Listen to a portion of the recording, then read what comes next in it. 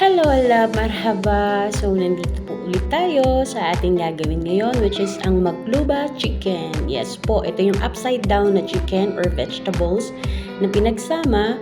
So, binabaliktad siya after the cook. So, let's get started tayo. So, nandito tayo. Ito yung mga sangkap na gagamitin natin or yung mga vegetables.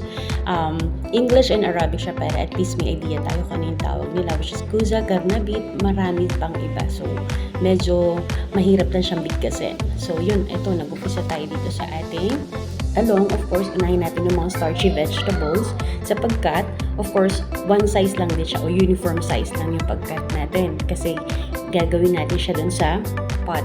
So, para at least makuha natin yung perfect shape ng ating magluba. Of course, the tomato, of course, the onion. Dalawang set tayo ng onion dyan and garlic para sa ating base dun sa paggisa natin. And of course, yung para naman dun sa toppings natin.